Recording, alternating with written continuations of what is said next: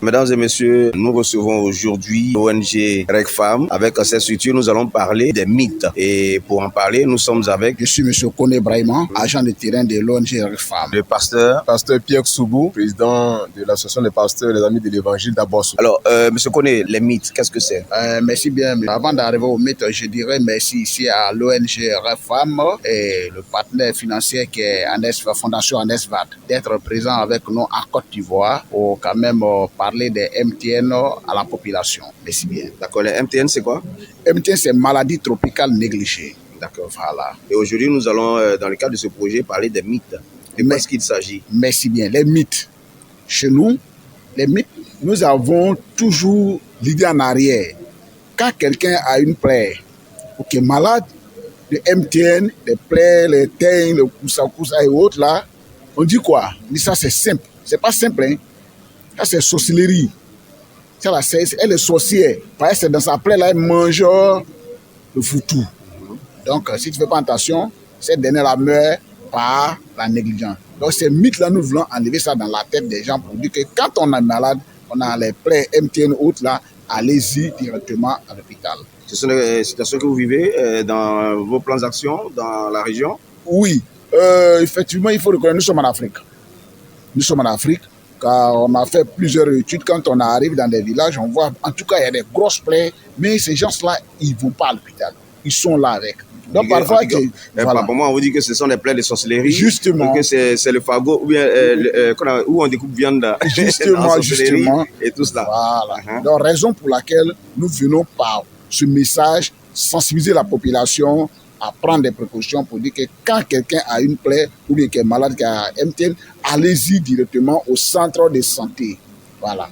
On a à Tiapoum, on a à Bosso. Pasteur Soubou, alors, quel est le commentaire que vous faites sur ce sujet? Par rapport à ce sujet, il faut dire que la mentalité africaine même déjà, de manière traditionnelle, lorsqu'on n'arrive pas à trouver une réponse par rapport à une maladie ou autre, on a toute tendance à trouver des sorciers, à pouvoir accuser des personnes. Alors c'est important de pouvoir se cultiver et puis de pouvoir s'approcher de certaines structures comme le RECFAM, pouvoir connaître ces maladies tropicales négligées et puis aussi sensibiliser la population à des meilleures mesures et puis aussi ne pas stigmatiser ces personnes-là. Voilà, lorsqu'on voit une personne qui a des taches sur le corps, des plaies et tout ça, il faut essayer d'aller voir au centre de santé puis voir dans quelle mesure on peut aider la personne. Parce que dans nos localités, même dans certaines églises, il arrive souvent que des personnes soient mises à l'écart, voilà, tout simplement parce qu'elles sont accusées. Voilà, à tort ou à raison.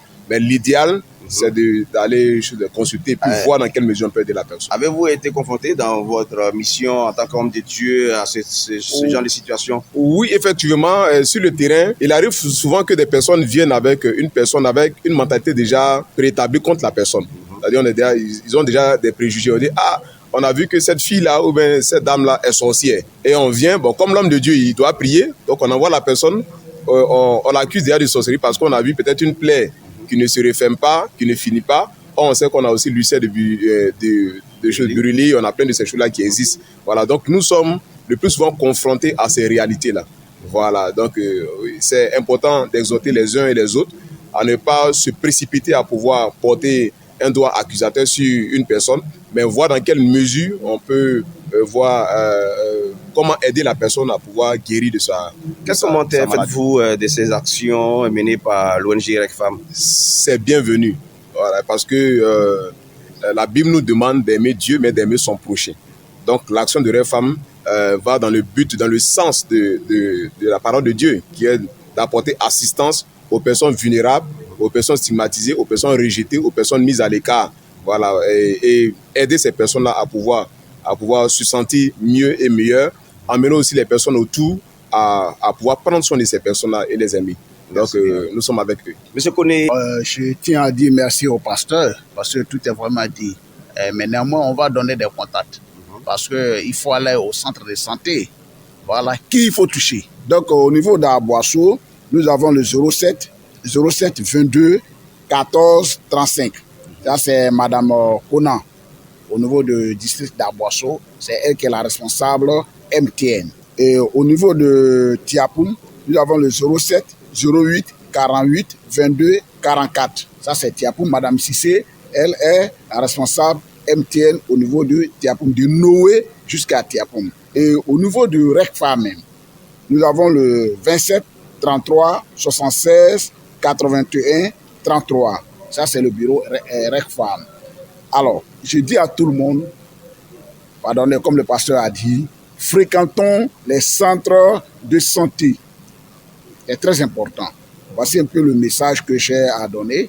Et puis encore un grand merci aux autorités locales. Monsieur le maire, monsieur le préfet, les DD, les DR, et puis les ASC. Quand il dit les ASC, c'est les gens, agents de santé communautaire qui sont dans les villages en train de nous aider pour ces travaux parce qu'ils frappent les portes. Ouvrez-les pour qu'on puisse se sauver.